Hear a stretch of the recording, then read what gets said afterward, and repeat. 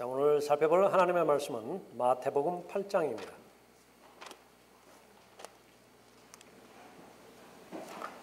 마태복음 8장 23절부터 27절까지 받들겠습니다. 또 주께서 배에 오르시니 제자들이 주를 따르더라. 그런데 보라, 바다에 큰 폭풍우가 일어나 그 배가 파도에 덮였으나 주께서는 주무시고 계신지라. 제자들이 그에게 다가와서 깨우며 말씀드리기를, 주여 우리를 구하여 주옵소서, 우리가 죽게 되었나이다라고 하니, 주께서 그들에게 말씀하시기를, 오 너희 믿음이 적은 자들아, 어찌하여 두려워하느냐 하시고 일어나서 바람과 바다를 꾸짖으시니 아주 조용해지더라. 그 사람들이 놀라서 말하기를, 이분이 도대체 누구시기에 바람과 바다까지도 그에게 복종하는가라고 하더라. 기도하겠습니다. 만왕의 왕이시고 만주해 주신 아버지 하나님, 오늘도 가장 귀한 하나님 앞에 드려지는 경배의 시간을 통하여 하나님을 마음으로 사랑하는 성도들의 모임을 통해 경배 받으심을 감사드립니다. 영과 진리가 아닌 경배는 하나님과는 무관한 경배이기에 저희의 죽었던 영을 거듭나게 해주시었고, 진실된 마음이 아니면 하나님 앞에 다가갈 수 없는 의식적이고 종교를 가지고서는 하나님을 섬길 수 없는 분명한 사실이기에 저희들에게 진리의 영으로 인도함을 받을 수 있도록 주관하여 주셔서 하나님의 변개되지 않은 하나님의 진리의 말씀을 통하여 경배드릴 수 있도록 인도해 주신 은혜에 감사를 드립니다. 주님 앞에 드려지는 이 경배 시간을 통해서 특별히 들려주시는 말씀을 통하여 삶의 문제들이 해결될 수 있도록 도우시고, 헌신의 문제가 확증되지 않은 그런 지체들이 있다고 한다면 자신의 영과 몸을 통하여 하나님 앞에 온전히 영광 돌리는 헌신된 삶이 확증되어질 수 있도록 인도해 주시기를 간구드립니다. 그리하여 주님의 돌보심 가운데서 가장 안전된 기반 위에서 얼마 남지 않은 이 지상에서의 삶을 주님과 동행하는 복된 삶이 되어질 수 있도록 인도해 주시길 간구를 드립니다. 들을 수 있는 귀를 허락해 주시고 순종할 수 있는 마음을 허락하여 주시며 들려주시는 하나님의 말씀에 온전하게 반응하는 아름다운 순수한 마음들을 허락하여 주실 때에 마귀가 어떤 형태로든지 이 시간을 공격하지 못하도록 보호해 주시길 원합니다. 저를 주님의 영으로 충만하게 채워주시기 원하오며 주 예수 그리스도 이름으로 기도드렸습니다. 아멘. 자, 오늘 설교의 제목은 이분이 도대체 누구시기에입니다.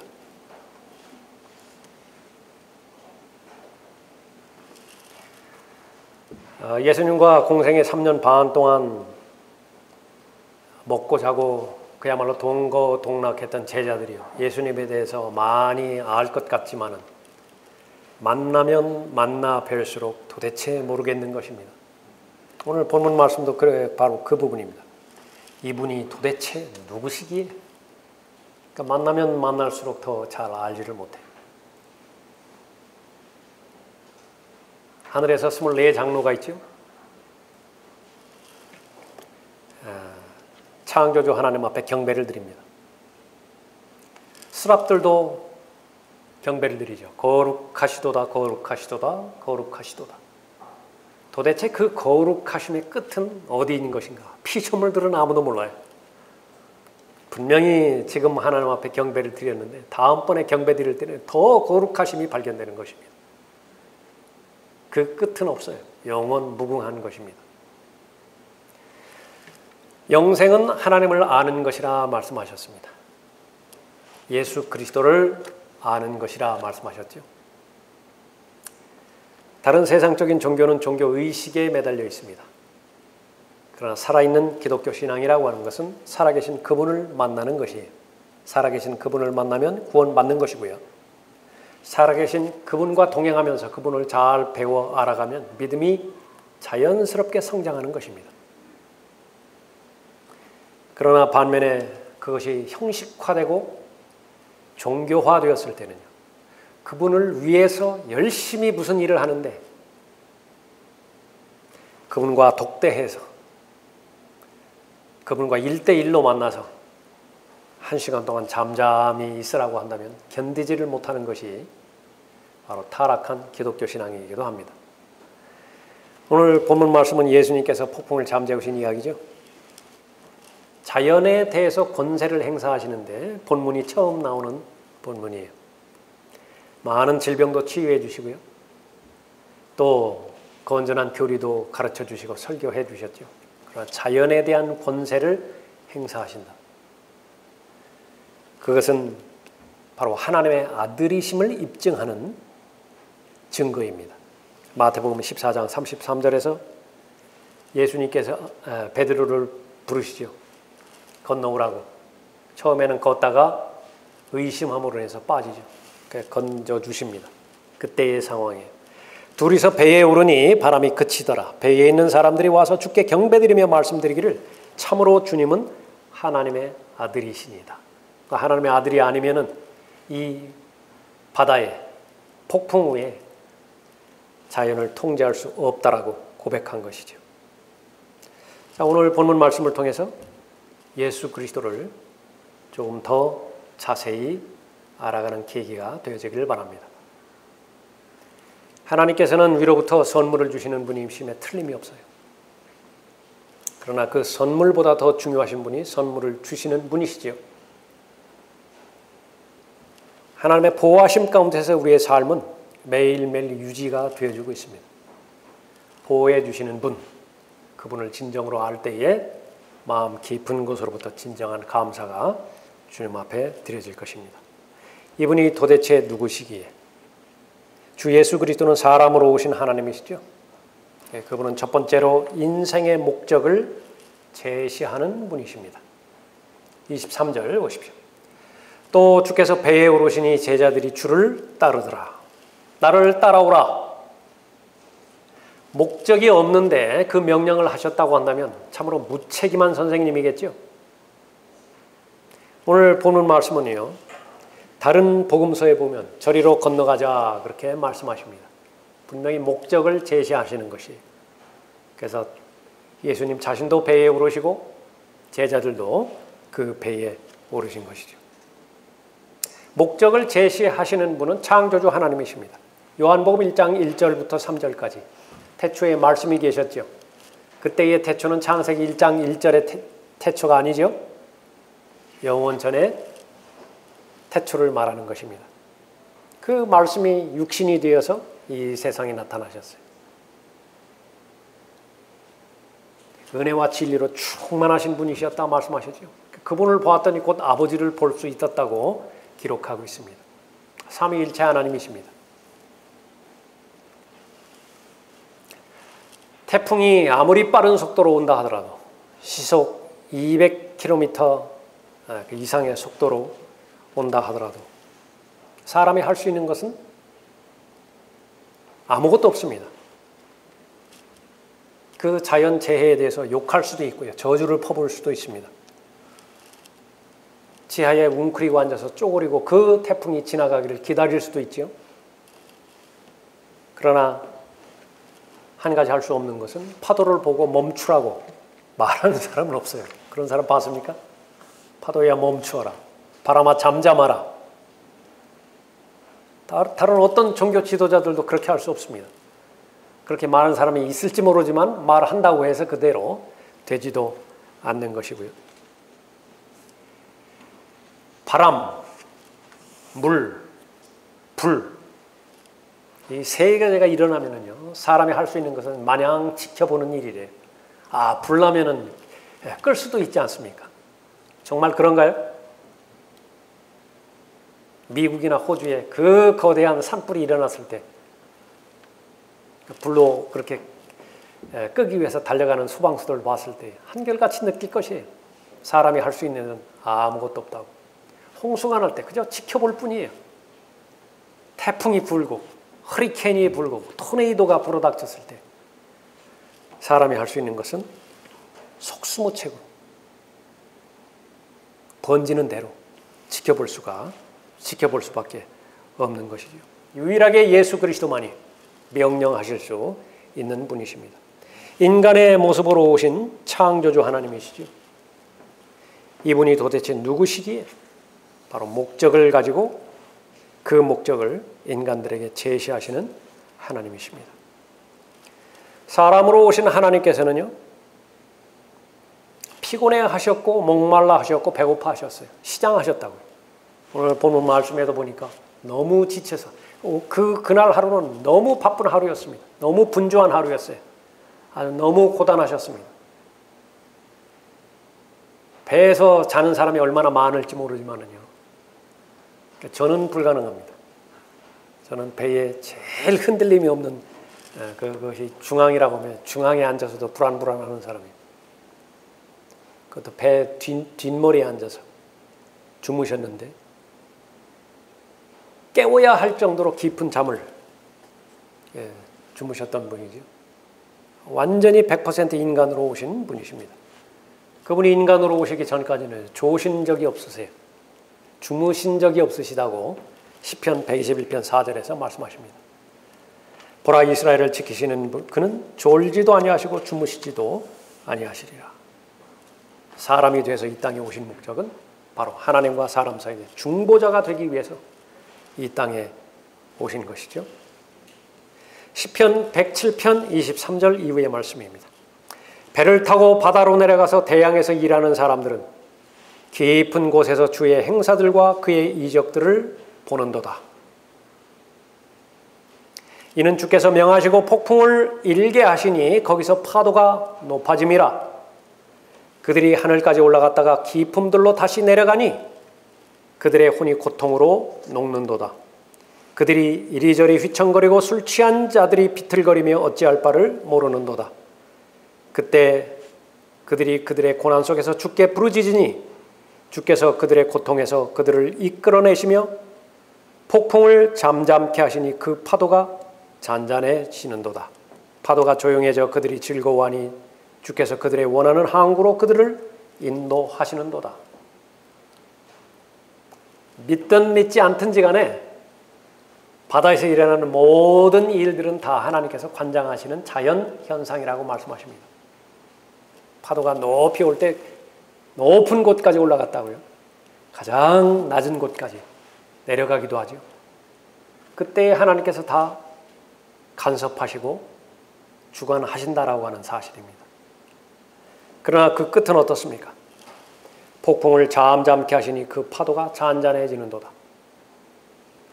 파도가 조용해져 그들이 즐거워하니 주께서 그들의 원하는 항구로 그들을 인도하시는도다.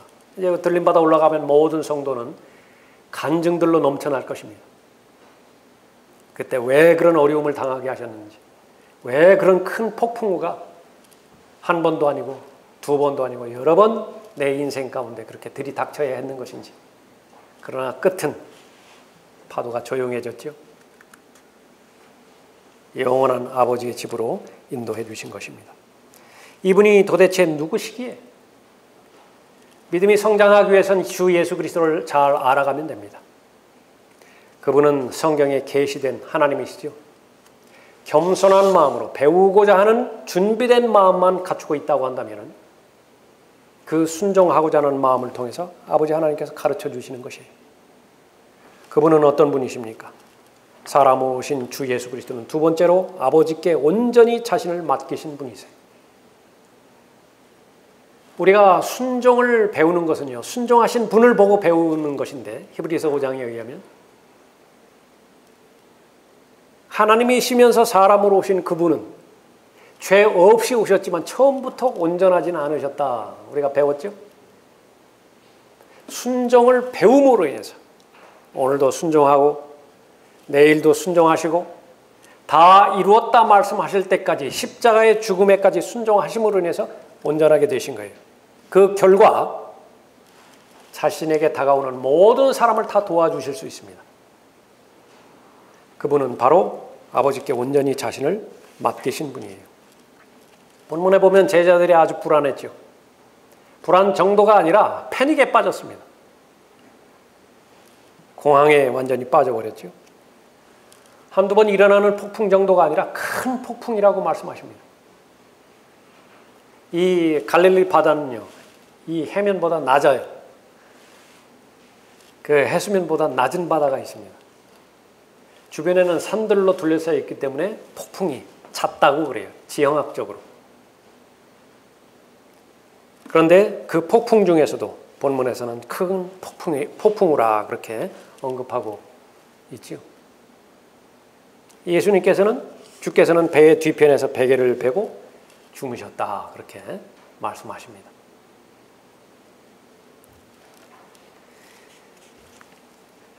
어떠한 일을 시작하셨는데 그 일이 끝나면서 다음 사역을 계획하신 예수 그리스도께서 건너편으로 건너가자 말씀하셨을 때요.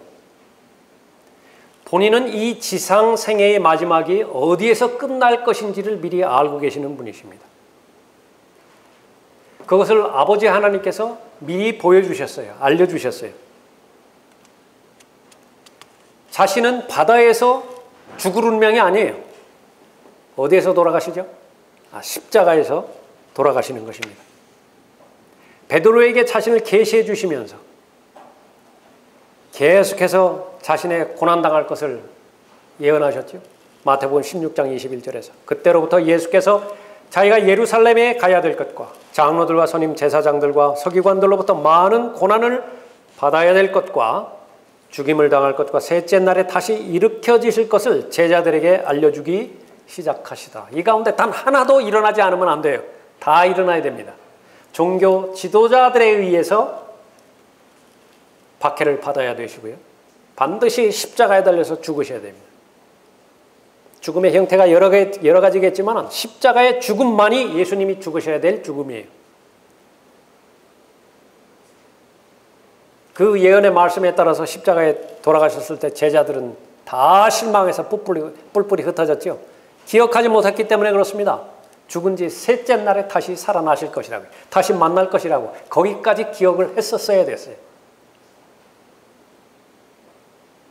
아버지 하나님을 온전히 신뢰하신 예수 그리스도이십니다. 아버지께서 분명하게 혼의 속죄제물로 바쳐질 이 땅에서의 구속사역을 말씀해 주셨기 때문에 죽으실 때가 아니면, 죽으실 방법이 아니라고 한다면 다른 때와 다른 방법으로서는 죽지 않으시는 것입니다. 모든 것을 아버지 하나님 앞에 맡기고 깊은 잠에 빠지셨던 것이에요. 베드로도 그런 적이 있죠.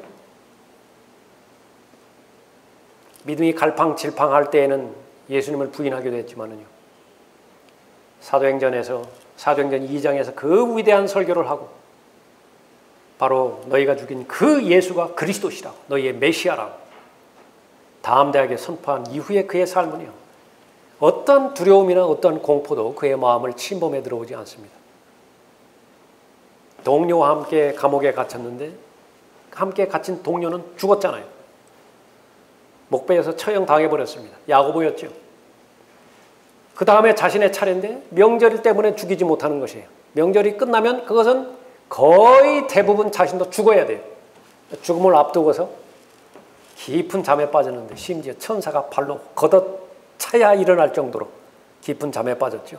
맡기는 것입니다. 신뢰하는 것이에요. 바울도 자신이 목배임 당하여 죽을 것을 알았어요. 왜 그렇습니까? 계시해 주셨기 때문에. 사도행전 27장에서 큰 배가 깨졌죠. 그때도 큰 폭풍이었습니다. 모든 사람들은 다 죽었다라고 이미 작정하고 있었어요. 그러나 그때 바울이 격려합니다. 내가 속해 있고 또 내가 섬기는 하나님의 천사가 간밤에 내 곁에 서서 말하기를 바울아 두려워 말라. 이 말은 무슨 말씀이죠? 바울도 두려워했다라고 하는 뜻 아니겠어요? 바울아 두려워 말라. 내가 반드시 카이사 앞에 서야 하리라. 지금 로마에 도착하지 않았어요. 로마에 반드시 도착할 것을 전제로 말씀하시는 것이죠. 여기서는 배가 깨져서 죽지 않아요. 익사해 죽지 않는다는 말이죠. 그러므로 보라 하나님께서는 너와 함께 항해하는 모든 사람들을 너에게 주셨느니라. 그러므로 여러분이여 기운을 내라. 나는 하나님을 믿나니 나에게 말씀하신 그대로 되리라. 이것이 하나님을 믿는 정의예요. 하나님을 믿나니 무엇을 믿는다고요? 말씀하신 그대로 되리라. 그런데 말씀에 대해서 잘 몰라요. 말씀에 대해서 관심도 없어요. 믿을 수 있는 믿음이 무엇이 있겠습니까? 예수님께서는 아버지께 온전히 자신을 맡기신 하나님이셨습니다. 자신의 죽음, 그 직전까지는요, 마귀가 어떤 계략을 꾸민다 하더라도 아버지의 허락이 없이는 죽을 수 없습니다. 본문에서 등장하는 이 큰 폭풍은 예수님을 죽이고자 마귀가 작심하고 공격했던 그 폭풍일 수도 있습니다. 그러나 상관없어요. 개의치 않습니다. 아직 자신의 때가 아니에요. 조건은 무엇이죠? 아버지 안에 들어있는 거예요. 아버지의 뜻을 계속 순종하고 있습니다. 누가 해치겠어요?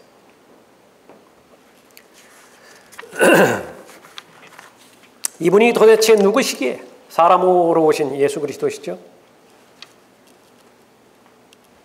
그분은 어떤 분이십니까? 그분은 세 번째로 믿음을 늘려주시는 분이세요. 그분이 없으면 믿음이 늘어나지 않습니다. 믿음을 늘려주시는 분이세요. 25절 보십시오. 제자들이 그에게 다가와서 깨우며 말씀드리기를 주여 우리를 구하여 주옵소서. 우리가 죽게 되었나이다라고 하니 주께서 그들에게 말씀하시기를 오 너희 믿음이 적은 자들아 어찌하여 두려워하느냐 하시고 일어나서 바람과 바다를 꾸짖으시니 아주 조용해지더라. 누가복음에서는 저편으로 건너가자 그렇게 본문에서 말씀하십니다. 예수님의 결심이에요. 갈릴리 바다 건너편으로 항해하라 명령하신 것이죠. 그쪽으로 건너가다가 중간쯤 왔는데 큰 폭풍을 만난 것입니다. 예수님께서 이렇게 말씀하셨으면 상황이 달라요. 큰 호수 한가운데 가서 다 같이 빠져 죽자. 그렇게 말씀하셨다라고 한다면 이 제자들의 반응은 지극히 정상적인 반응이에요. 그러나 뭐라고 말씀하셨다고요? 건너가자. 이미 우리는 다 성경을 가지고 있기 때문에 아무 일 없이 온전하게 건너편에 도착했다라고 하는 사실을 잘 알 수 있죠. 믿음은 들음에서 납니다. 들음은 하나님의 말씀이에요. 예수님께서 하신 말씀이죠. 제자들에게 한마디 한마디 한 말씀. 그것이 비록 평범해 보이는 말씀이라 하더라도요. 단 하나도 헛되이 말씀하신 적이 없습니다. 그 한 말씀 안에는 교리적인 내용이 포함되어 있고 영적인 적용의 내용이 포함되어 있고 모두가 다 건전한 능력의 창조주 하나님의 말씀이시기 때문에 그렇죠. 무슨 말씀을 하셨다면 창조의 역사가 일어나는 것이에요. 빛이 있으라. 그 말씀에만 창조의 역사가 일어나는 것이 아닙니다. 하나님의 말씀을 하나님께서 말씀하셨다면 이 자연 세계에서 일어나는 기적보다도 더 큰 믿음이 형성되는 기적이 일어나는 거예요. 믿음은 그렇게 형성이 되어지는 것입니다.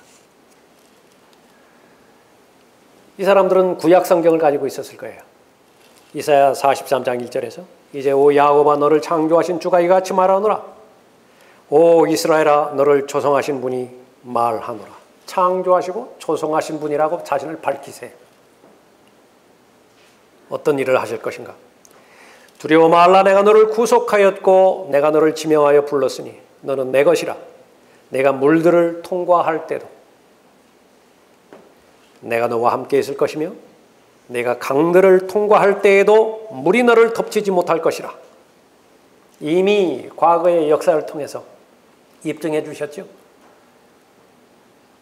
홍해보다 클까요? 지금 건너는 바다가. 내가 불 속을 통과해서 걸을 때에도 타지 않을 것이며 불꽃이 내 위에서 타지 못할 것이라. 다니엘은 믿었어요. 사드락과 메삭과 아벤느고는 믿었어요. 아니요. 거기서 타서 없어져 버린다 하더라도 상관없어요. 왜 그렇죠? 성숙한 믿음이라고 하는 것은 선포되지는 말씀에 순종했느냐 순종하지 못했느냐 그것만 바라보기 때문에 그렇죠. 순종했을 때의 결과가 얼마만큼 나에게 이득이 되느냐 얼마만큼 나에게 손해가 되느냐 그것은 계산에 없어요. 그것은 성도의 믿음이 아니에요.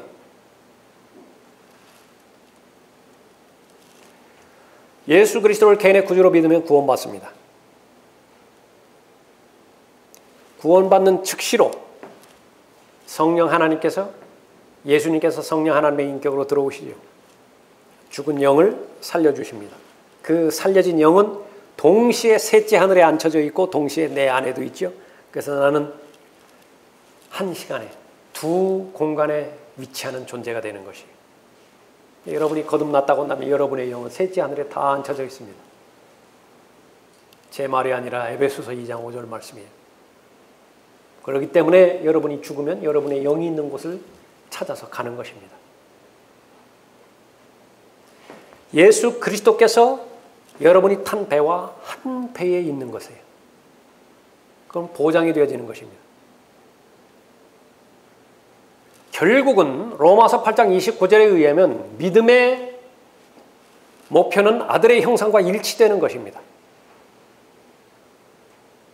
구원 받았다고 한다면, 거듭났다고 한다면 그 사실에는 변함이 없어요. 원하든 원치 않든지 간에 건너편으로 건너가게 되어 있습니다. 나쁜 소식 하나 알려드릴까요? 여러분이 거듭나셨다고 한다면, 구원 받았다고 한다면 지옥에 가고 싶어도 가지 못해요. 셋째 하늘로 갈 수밖에 없는 것입니다. 내가 그들에게 영생을 주노니 그들은 영원히 멸망치 않을 것이며 또 아무도 나의 손에서 그들을 빼앗지 못할 것이라 말씀하고 있는 것입니다. 그분께서는 미리 아신 자들을 자기 아들의 형상과 일치하게 하시려고 또한 예정하셨으니 이는 그를 많은 형제 가운데서 첫 태생이 되게 하려 하십니다. 로마서 8장 29절인데 신약 성경에 미리 정하심, 예정 딱 세 군데 나오는 거예요. 여러분이 예수 그리스도를 개인의 구주로 영접하죠? 그러면 여러분은 하나님의 자녀로 입양되기로 예정이 된 것입니다. 하나님의 아들의 형상으로 일치되기로 예정된 거예요. 그 예정의 내용은 두 가지예요. 하늘과 땅이 창조되기 전에 어떤 사람은 구원받기로 예정되어 있고 어떤 사람은 영원히 지옥의 형벌을 받기로 예정되어 있다. 정신 나간 철학자가 내놓은 철학이라도 할 수 없는 그런 마귀의 신학이에요. 예수 그리스도를 믿는 것은 철저하게 여러분 책임입니다. 그러나 예수 그리스도를 믿었다고 한다면 그 믿은 그 사람에 대해서는 하나님의 가족으로 입양시켜주는 것이에요. 하나님의 아들로 입양시켜주는 것이에요. 예정입니다. 그것이 예정됐어요. 예수 그리스도를 개인의 구주로 믿었다고 한다면 아들의 형상과 일치시켜 주시기로 예정해 주셨어요. 아들의 형상과 일치되는 것은 무엇이냐? 아브라함은 아들의 형상과 일치되지 않아요. 다윗도 마찬가지입니다. 모세도 아들의 형상과 일치되지 않아요.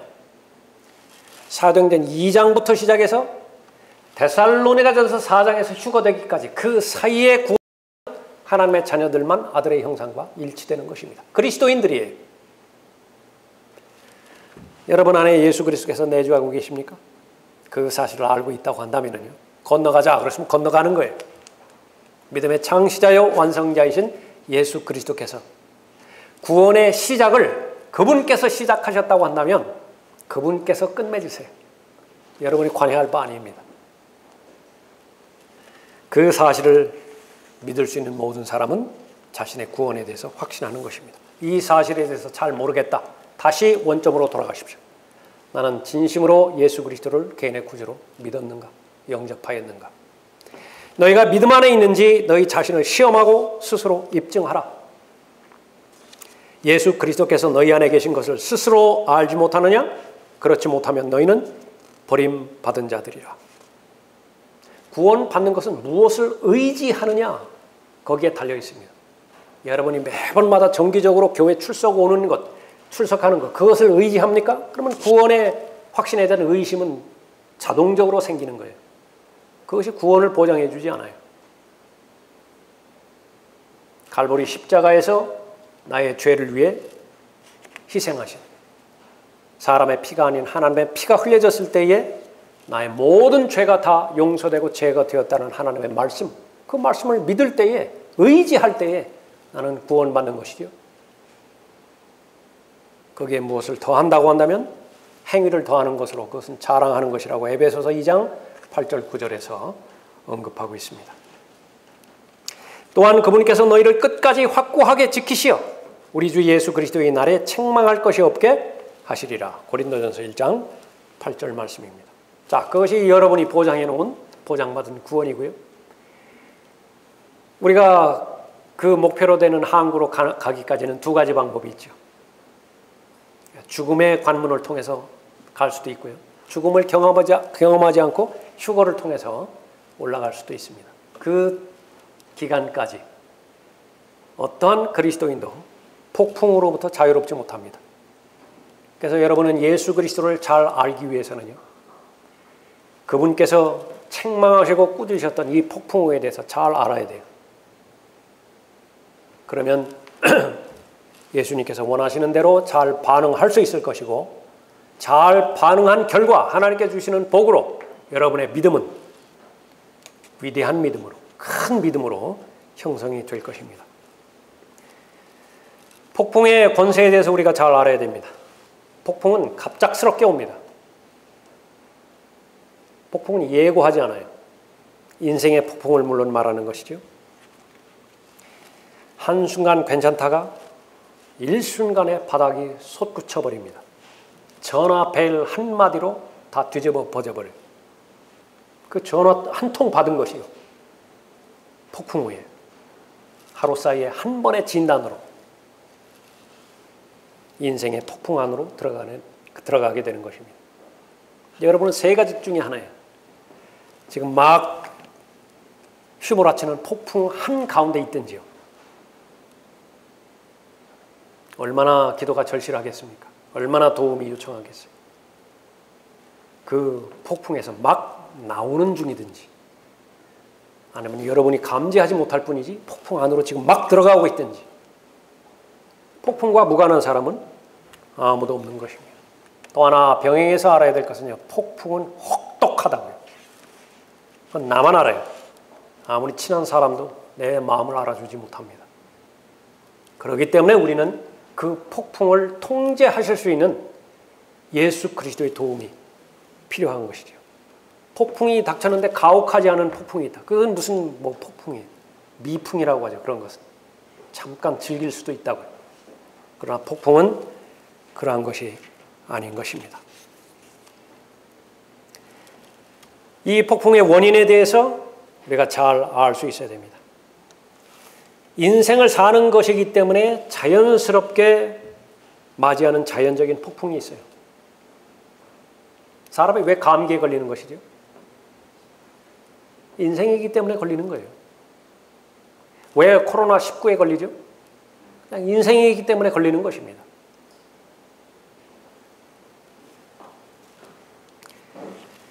대부분의 폭풍은 자기 잘못으로 인해서 자득의 결과로 맞이하는 폭풍이 있습니다. 계속해서 말씀드리고 있지만 이 부분을 마귀 탓으로 돌리면 안 된다 그랬습니다. 마귀를 억울하게 만들지 마세요. 그건 마귀 때문에 생긴 거 아니에요. 내가 게을러서 생긴 거예요. 내가 오판해서 폭풍 속으로 들어가 버리는 것입니다. 붉은 글씨로 크게 좀 무서운 채로 절대 수영 금지 써놨다고요. 그런데 수영에는 자신 있거든요. 들어간 거예요. 한 번 들어갔을 때 괜찮고, 두 번 들어갔을 때 괜찮고, 영원히 괜찮을 것이라고 오판했기 때문에 익사사고 나는 것이라고. 코로나19만 두려워할 것이 아니라 죄에 대한 두려움을 가져야만 됩니다. 폭풍 하면 생각나는 인물이 요나지요. 요나에게 닥친 폭풍, 무엇 때문에 생긴 것인가? 요나의 불순종의 죄 때문에 폭풍이 생겼어요. 요나는 주의 면전에서 타시스로 도망하기 위하여 일어나서 요파로 내려가서 타시스로 가는 배를 만났더라. 그리하여 그가 주의 면전에서 피하여 그들과 함께 타시스로 가려고 뱃삭을 지불하고 돈을 냈지요. 표를 샀어요. 우리가 아는 것처럼 엄청난 대가입니다. 그 뱃삭을 지불한 것이 엄청난 대가죠. 왜요? 그 여행이 목표로 하는 항해가 아니라 어디까지 내려간 여행이었어요? 땅의 심장부, 지옥까지 내려간 여행이었어요.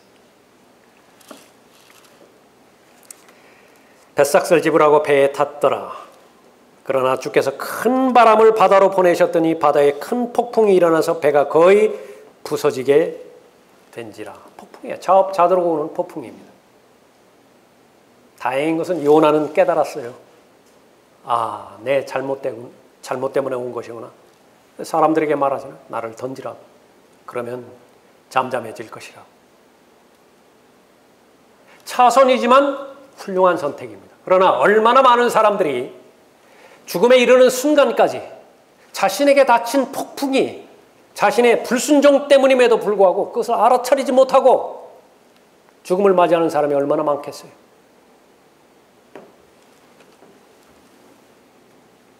바울의 생애 가운데서 절체절명하기 위해서 얼마나 간절한 마음으로 하나님을 부르짖었습니까? 숫사슴이 시냇물 갈급하듯이 하나님 찾았죠. 그때마다 하나님께서는 얼마나 놀라운 방법으로 은혜 베풀어 주셨습니까? 그러나 문제는 배부를 때 있다고 말했습니다. 등이 뜨뜻해질 때 문제가 일어난다고 그랬죠.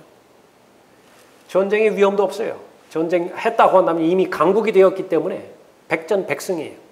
자기가 나갈 필요도 없어요. 그 전쟁에. 부하들만 내보내면 되는 것입니다. 늦지감치 일어나서 이리저리 더 거닐다가 눈길을 두어서는 안 되는 곳에 눈길을 두었었죠. 평상시에 다윗 같았으면 아무 문제 없어요. 루트가 말한 것처럼 새가 머리 위로 날아다니는 것을 무슨 수로 막아요. 그러나 또아리를 짙게 만들지 않을 수는 있다고 말했죠. 그냥 방치한 것이에요. 죄를 지었을 때에 사무엘하 11장 12장에서 얼마나 큰 폭풍이 불어닥쳤습니까? 평생 동안 다윗의 집에서요. 칼이 그치지는 않았어요. 그런 인생 보셨습니까? 심은 것은 항상 거둡니다. 첫 번째 원칙이고요. 그것만 알면 안 돼요. 심은 것보다 더 많이 거둬요. 성령으로 심는 것도 그렇지만 죄로 심는 것도 역시 마찬가지이기도 하는 것입니다. 하나님께서 폭풍을 보내시기도 합니다. 하나님의 자녀들의 믿음을 형성하기 위해서. 믿음이 형성되면 하나님을 더 신뢰한다는 결과를 가져오죠. 그러니까 그것이에요. 하나님 한 분만 신뢰하는 그런 복된 삶을 살 수 있겠는가? 그러니까 믿음의 소중함입니다. 너는 내 종 욥을 유해 보았느냐? 세상에 그와 같은 사람은 아무도 없나니 그는 온전하고 정직한 사람으로 하나님을 두려워하고 악을 피하는 자니라. 네가 나를 움직여. 사탄이 하나님을 움직일 수도 있어요. 언제까지 그럴 수 있죠? 그리스도인의 경우 들림받아 올라갈 그때까지 계속해서 고소할 수 있습니다. 교훈이에요. 내가 나를 움직여 그를 대적하도록 하여 까닭없이 그를 파멸시키려 하였으나 그는 아직도 그의 완전함을 굳게 붙잡고 있느니라 말씀하시죠. 폭풍이 지나갔습니다. 욥기 1장에서 시작된 폭풍이요. 42장 끝났어요. 얼마만큼 밀착되어 있습니까? 욥과 하나님과의 관계가. 하나님께서 허락하시는 폭풍이에요. 때로는 사탄이 폭풍을 보내기도 합니다. 정신을 차리고 깨어있으라. 왜 그렇죠? 주체가 사탄이기도 해요. 사탄이 보내는 목적은 절대로 하나님의 사람들의 믿음을 형성하기 위해서 그런 목적으로 보내는 것입니다. 그냥 파멸시켜버리는 거예요. 그냥 깨부수기 위해서 폭풍을 보내는 것입니다. 그 출처가 마귀라고 한다고 한다면 정신을 차리는 길 외에 없어요. 정신을 차리고 깨어있으라. 이는 너희의 대적 마귀가 울부짖는 사자처럼 삼킬 자를 찾아 두루 다니기 때문이라. 큰 폭풍과 파도가 산채만한 파도가 몰아쳐가지고 성도를 삼켜버리는 것입니다. 믿음 안에 굳게 서서 그를 대적하라. 제자들의 두려움은 실제로는 마음 안에서 일어나는 두려움이 더 컸습니다. 그래서 예수님께서 제자들을 꾸짖으신 거예요. 믿음이 적은 자들아. 왜 그렇습니까? 우리가 죽게 되었는데도 전혀 개의치 않는 것이에요. 주여 우리를 구하여 주옵소서. 우리가 죽게 되었나이다. 우리가 죽게 되었는데도 전혀 개의치 않으십니까? 그런 불신의 마음입니다. 지금까지 얼마나 많은 기적과 이적을 보아왔어요? 그럼에도 불구하고 정작 자신의 문제로 문제가 닥쳤을 때는요. 다른 상황이라고. 다른 사람이 은혜 받고 다른 사람이 기적을 체험하고 다른 사람의 믿음이 형성되어지고 보기 너무 좋다. 그러나 그 문제가 정작 나의 문제였을 때는 단번에 무신론자가 되어버리는 거예요. 성경에서 염려한다라고 하는 것은요, 그건 그 순간만큼은 나는 무신론자임을 고백합니다. 그 말하고 똑같아요. 하나님 없다고 믿는 거예요. 제자들은 바로 그런 부분이었습니다. 하나님의 선하심을 의심했고 하나님의 약속, 하나님께서 약속하셨다고 한다면 그 약속을 이루시는 하나님이신 것을 의심했던 것입니다. 요셉이 자신의 집에서 팔려서 노예로 팔리는 그 시점부터 시작해서 얼마나 많은 어려운 우여곡절을 겪었습니까? 중간중간에 하나님을 온전히 신뢰한 부분도 있었지만은 사람을 의존한 부분도 있었죠. 특히 감옥에 들어갔을 때 나에 대해서 좀 말 좀 해달라고. 그렇지만은 모든 부분들이 합력하여 선을 이루시는 하나님의 결과, 자신의 인생 말년에 대해서 얼마만큼 하나님을 신뢰하는 하나님의 사람이 되었는가 고백하죠.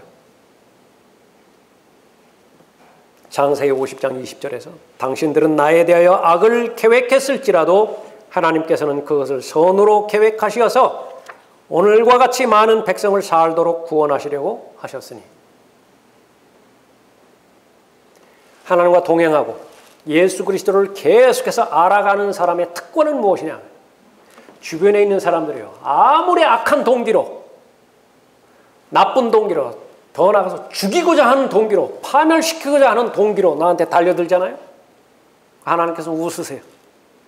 다 바꿔버립니다. 무엇으로요? 살리고자 하는 동기로, 세우고자 하는 동기로, 더 견고하게 만들고자 하는 동기로 다 바꿔버린다. 그거 고백이에요. 형들은 죽이려고 했었잖아요.